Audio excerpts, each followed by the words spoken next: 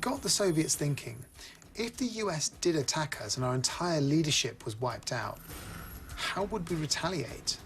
They came up with a plan, a failsafe called Perimeter.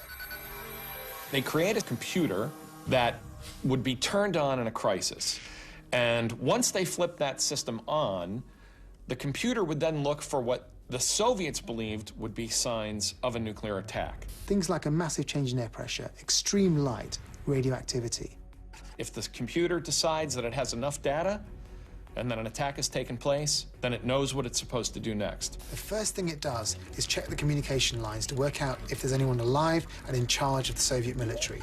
If they're not alive, then it takes over. It sends signals to all of the remaining silos throughout the rest of the Soviet Union, ordering them all to launch all of their weapons. The official name of this system is Perimeter, but it's known informally in the Kremlin as the dead hand. Literally, the dead hand, not of a person, but of a machine. It means that when everyone else is dead, there's still a mechanism that's able to press the button and exact the Soviet Union's ultimate revenge against 300 million Americans. The ultimate doomsday machine. It's mad, but it's true. It may not be the end of the planet, but it would be a catastrophic event unseen in human history. The secret is the damn thing might still be plugged in and switched on. The most devastating doomsdays are yet to come. Destruction of the planet from both Earth and space. The worst-case doomsdays are next, and there's no prepping for these catastrophic events.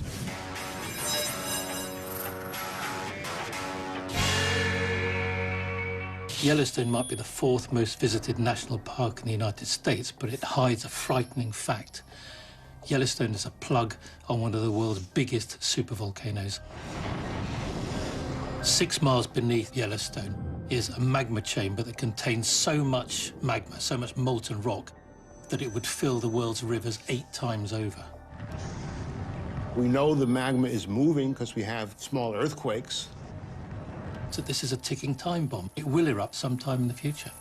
The eruption of a supervolcano is almost unimaginable. We're talking about a super eruption thousands of times larger than the Mount St. Helens eruption of 1980.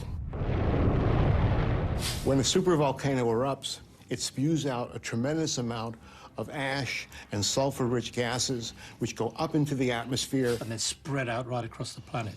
That prevents the sun's rays getting to the surface.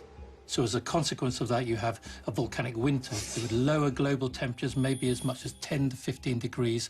There would be total harvest failure across the planet. Species would be wiped out, and mankind would be teetering on the edge.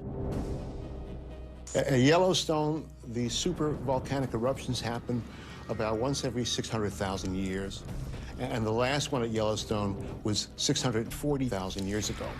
So one might say that we're overdue.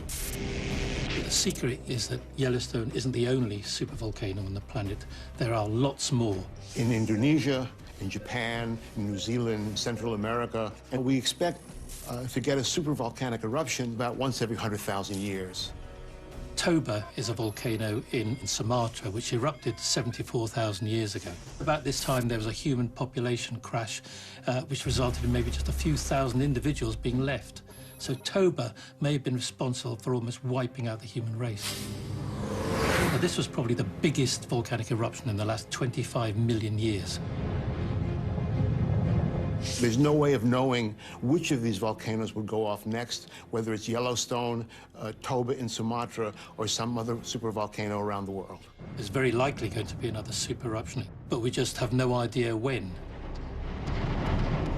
Unfortunately, there's no shortage of doomsday scenarios that end with a bang.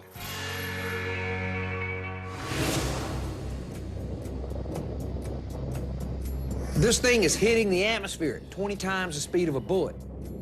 There's just 6 seconds of flashing light before that impact.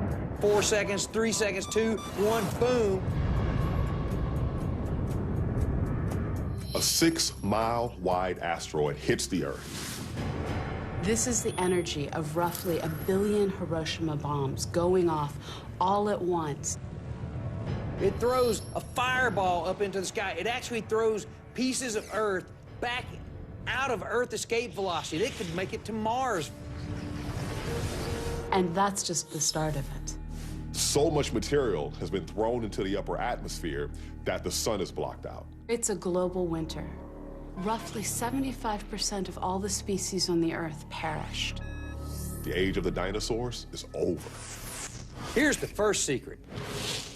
This happens here on the planet Earth roughly every 100 million years. The last time was 65 million years ago. So we're in that window of time right now. So far, we've dodged the bullet. Actually, we've dodged a lot of bullets.